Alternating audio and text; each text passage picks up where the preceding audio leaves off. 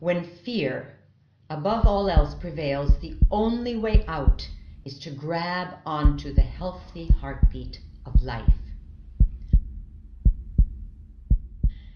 This rhythm regulates everything from the macrocosm down to the last grain of sand. It is the flow of blood in our veins, the rolling of the clouds, the wind and the waves. It is the balance of the opposing forces which hold atoms together.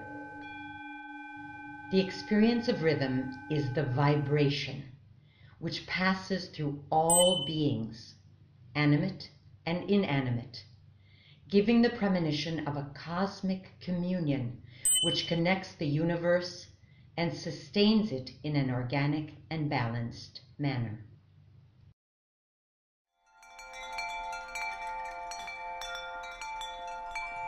It is like a soundtrack which accompanies existence and helps us maintain a familiarity with this world, distancing the fear of being lost orphans in this immense universe.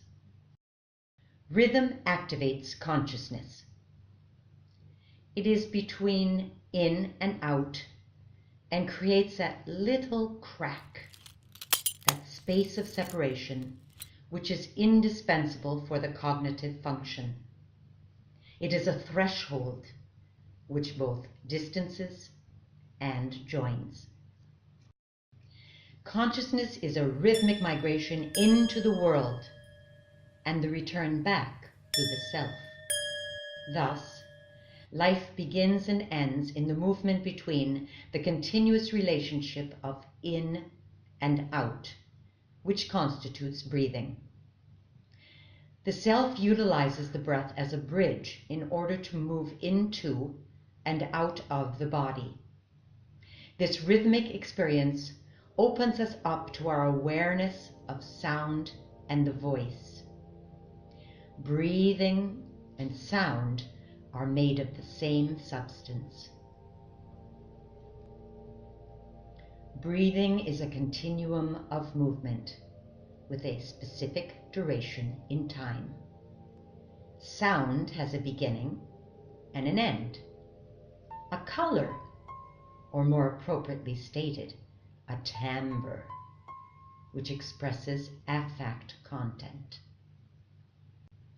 Rhythm connects the empathic listener and the protagonist, creating a harmony between breathing and sound, causing their bodies to vibrate, allowing both to receive the emotional content. Breathing and sound leave tracks in both the physical body of the empathic listener as well as that of the protagonist. Hearing is a rehearing, which is both self-listening and listening. The voice is the echo. Deep listening allows me to physically feel my words because they are alive. They seem not to drop outside of myself, outside of my breath. The synchronization of breathing, the sound, and the body constitutes attunement. In deep listening, there are two phases in order to rediscover our ability to attune. The first phase explores the emotions. What made me freeze with fear? In this case, emotion equals fear. The second phase is made up of exercises and practice. The movements of attunement demonstrate that everyone has the innate ability to move together. When we follow the rhythm of the group, the rhythms synchronize and we experience pleasure. When we feel attuned to one another, we acquire a greater awareness of the problems which we need to face, and at the same time experience the satisfaction of having been helpful.